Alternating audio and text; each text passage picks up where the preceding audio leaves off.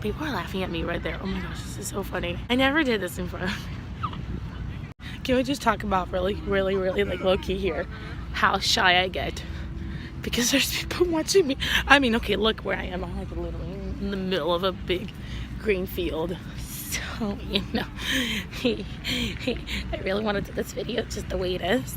Well, let me find a place to go. If you guys don't mind, I'm just gonna find a place to sit down and talk.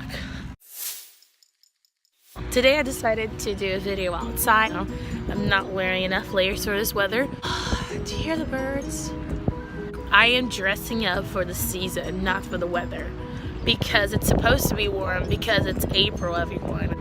Anyways, you know, with the amazing sound of how many buses backing up and trying to do parallel parking, it's just a wonderful thing to do. So today I was just reminded of the one thing that I realized a lot of people ask me.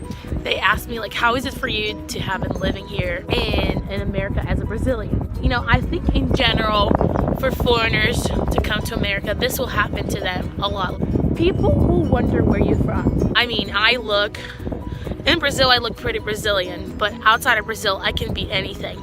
So, in America, people ask questions to get your background. Also, what's your heritage? Or where are you from? Were you born here?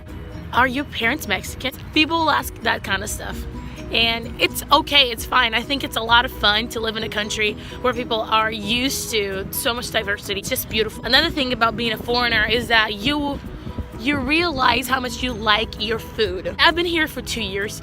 It's long enough for me to miss some really amazing food from Brazil. The basis of everything we do is olive oil, garlic, and onions.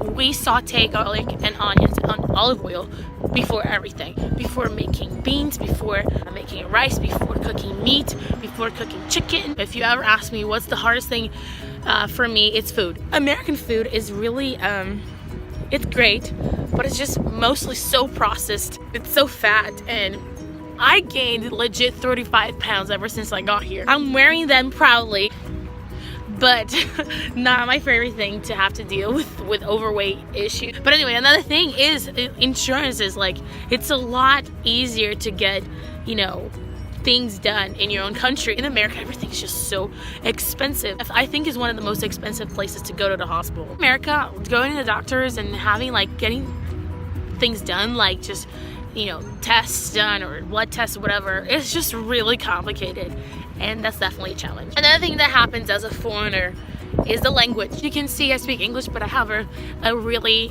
interesting exotic accent, and here in America there's so many immigrants. There's people from India, there's people from South Korea, there's people from China, there's people from Brazil, there's people from Chile and Argentina, and literally every single country you can imagine there's people here. Accents is just a huge thing here. Everyone has their own accent. Still, there's such thing as an American accent. So whenever they hear like a slight tone Hispanic accent behind what you're saying, they will make a comment about it, like, oh, you know, like, oh, I like your accent. It's such a thing to talk about accents.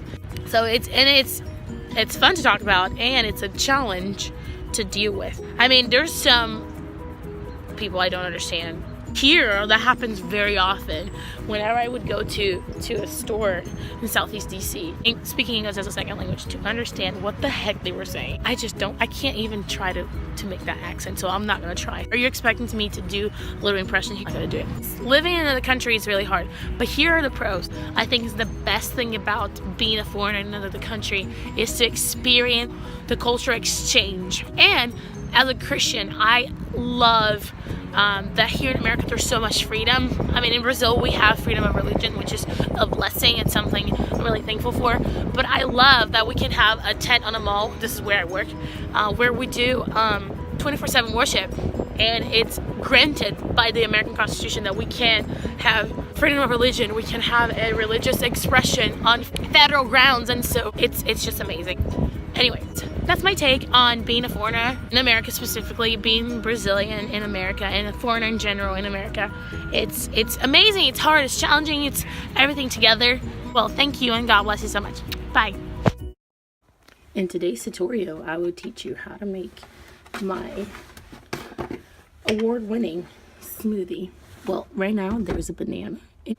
1, 2, 3, 4, 5, 6, 7 huge strawberries. Just eyeball it, like how much milk you want. Oh, pretty satisfying, huh? And then, bam, you put the lid on.